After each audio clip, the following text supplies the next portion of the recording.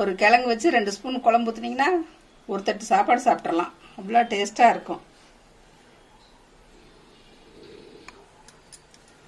Hello friends, எல்லாம் எப்படி இருக்கீங்க? வெல்கம் டு மிஸ்ஸஸ் சம்பா சமையல். இன்னைக்கு நம்ம செய்ய போகிறது என்னன்னு பார்த்தீங்கன்னா, கருணைக்கிழங்கு வச்சு குழம்பு செஞ்சு காட்டுறேன். இது உடம்புக்கு ரொம்ப குளிர்ச்சி.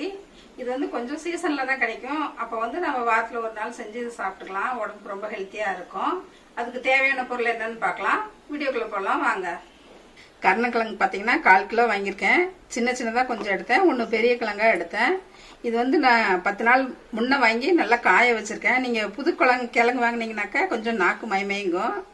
அப்படின்னா ஒரு உம்மி சாம்பல் போட்டு வேவிச்சு எடுத்து நம்ம செய்யணும். இப்போ நான் காஞ்ச கிழங்கு செய்கிறதுனால சும்மாவே தண்ணியில் போட்டு வேக வச்சு எடுத்துட்றேன்.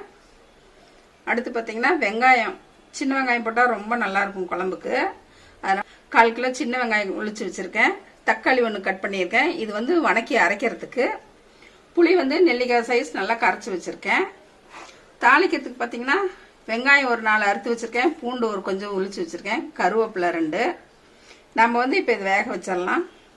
அடுப்பத்தை வச்சுக்கலாம். தண்ணி வந்து கிழங்கு முழுகிற அளவுக்கு ஊற்றி வச்சுருக்கேன். கொதிச்சிருச்சு. இப்போ கிழங்கு போட்டுடலாம். இது நம்ம தோல் கழுண்டு வர அளவுக்கு வேக வச்சிடலாம். புதுக்கிழங்கு செஞ்சிங்கனாக்கா சாம்பல் கடையில் விற்கிது, தெருவில் விற்றுட்டு வரும், அது வாங்க. விறகடுப்பு இருந்தால் விறகடுப்பு சாம்பல் கிடைக்கும். அதை போட்டு தான் அம்மாலாம் வேக வைப்பாங்க. நான் வந்து பழசாகட்டுன்னு ஒரு வாரம் வச்சுருந்து வேக வச்சு எடுப்பேன். ரொம்ப டேஸ்ட்டாக இருக்கும். கிழங்கு வேக ஒரு 10 நிமிஷம் ஆகும். நம்ம அதுக்குள்ளே வெங்காயமெல்லாம் வணக்கி எடுத்து வச்சுக்கலாம். கடாய் சூடாயிடுச்சு.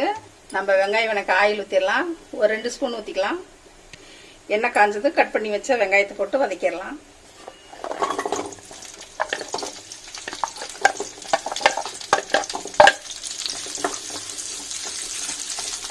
வெங்காயம் வந்து பாதி வதங்கிடுச்சு. கலர் நல்லா மாறிடுச்சு பாருங்க. இப்போ வந்து நம்ம தக்காளி போட்டு வதக்கிடலாம். முதவே தக்காளி போட்டோம்னாக்க வெங்காயம் வதங்காது சீக்கிரம். வெங்காயம் தக்காளி வதங்கிடுச்சு. நம்ம இதுலேயே மசாலா பொடியெல்லாம் போட்டுடலாம். மல்லித்தூள் ஒரு 2 ஸ்பூன் போடுங்க. மிளகாத்தூள் 1 ஸ்பூன் போட்டால் போதும். குழம்பு மிளகாத்தூள் ஒரு 2 ஸ்பூன் போட்டுடலாம். அடுப்பு ஆஃப் பண்ணிடலாம். ஆற விட்டு அரைச்சிடலாம்.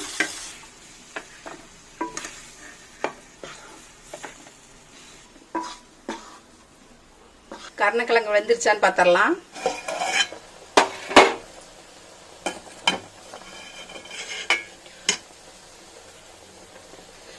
நல்லா வெந்துருச்சு. தோல் கழுந்து வந்துருச்சு. அடுப்பு ஆஃப் பண்ணிடலாம்.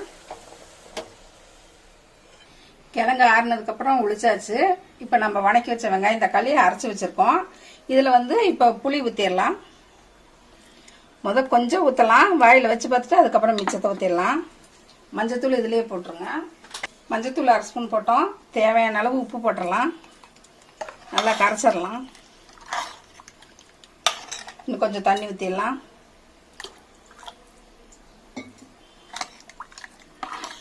குழம்பு இந்த அளவுக்கு இருக்கட்டும். இப்போ தாளிச்சிடலாம். கடாய் சூடாயிடுச்சு. ஒரு 3 ஸ்பூன் எண்ணெய் ஊற்றிடலாம். கடுகு 1 ஸ்பூன் போட்டுடலாம். வெந்தயம் 1 ஸ்பூன் போட்டுடலாம். பூண்டு ஒரு 10 பல் உளிச்சு வச்சோம், அதை போட்டுடலாம். சின்ன வெங்காயம் ஒரு 5-6 உளிச்சு வச்சோம், அதையும் போட்டு கருவேப்பிலையும் போட்டுடலாம். வெங்காயம் பூண்டு கொஞ்சம் நேரம் செவக்கட்டும். பாருங்க, பூண்டு வெங்காயம் நல்லா சிவப்பு வதங்கிடுச்சு. இப்போ நம்ம வந்து கரைச்சி வச்ச மசாலா ஊற்றிடலாம். உப்பு புளியெல்லாம் சரியா இருக்கான்னு பார்த்துக்கலாம். கரெக்டாக இருக்கு. இப்போ நம்ம உளிச்சு கட் பண்ணி வச்ச கருணைக்கிழங்கு போட்டுடலாம். அடுப்பு கொஞ்சம் சிம்மில் வச்சிடலாம். வச்சுட்டு பார்த்தீங்கன்னா ஒரு 10 நிமிஷம் மூடி வச்சிடலாம். நல்லா கொதிச்சு காய்க்குள்ளே வந்து மசாலாம் இறங்கட்டும். ஒரு 10 நிமிஷம் கழிச்சு நம்ம குழம்பு திறந்து பார்த்துடலாம். 10 நிமிஷம் ஆயிடுச்சு. குழம்பு பச்சை வாசம் அடங்கியிருக்கும். திறந்து பார்த்துடலாம். நல்லா வாசம், மீன் குழம்பு வாசம் அடிக்குது. நம்ம கறி சாப்பிடாத நாள் வந்ததுன்னா இப்படி மீன் குழம்பு போட்டால் இந்த கருணைக்கிழங்கு குழம்பு வச்சு சாப்பிட்டுக்கலாம்.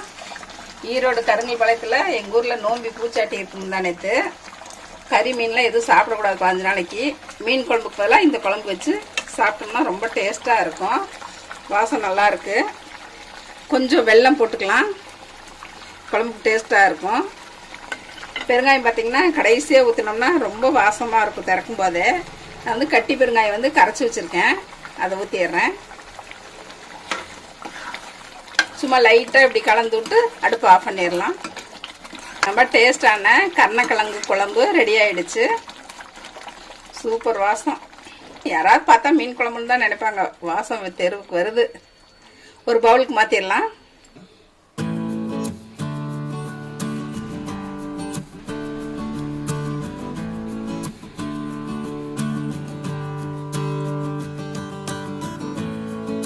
சூடான சுவையான கருணக்கிழங்கு குழம்பு ரெடி ஆயிடுச்சு. இந்த ரெசிபி பிடிச்சிருந்தா மிஸ்ஸஸ் சம்பா சமையலுக்கு சப்ஸ்கிரைப் பண்ணுங்க. மறக்காம பெல் பட்டனை கிளிக் பண்ணுங்க. உங்க ஃப்ரெண்ட்ஸுங்களுக்கு ஷேர் பண்ணுங்க. தேங்க்யூ.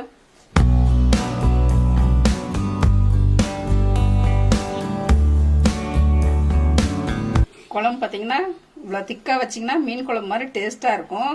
தண்ணியாட்ட வைக்காதீங்க. இந்த புளிக்குழம்பு சூப்பர் டேஸ்ட்டாக இருக்கும். கருணக்கிழங்கு குழம்பு ஒரு 2 ஸ்பூன் ஊற்றி சாப்பிட்டீங்கன்னாவே எவ்வளோ சாப்பாடு பிணைஞ்சு சாப்பிட்லாம். ஒரு கிழங்கு வச்சு 2 ஸ்பூன் குழம்பு ஊற்றினீங்கன்னா ஒரு தட்டு சாப்பாடு சாப்பிட்றலாம். அவ்வளோ டேஸ்ட்டாக இருக்கும்.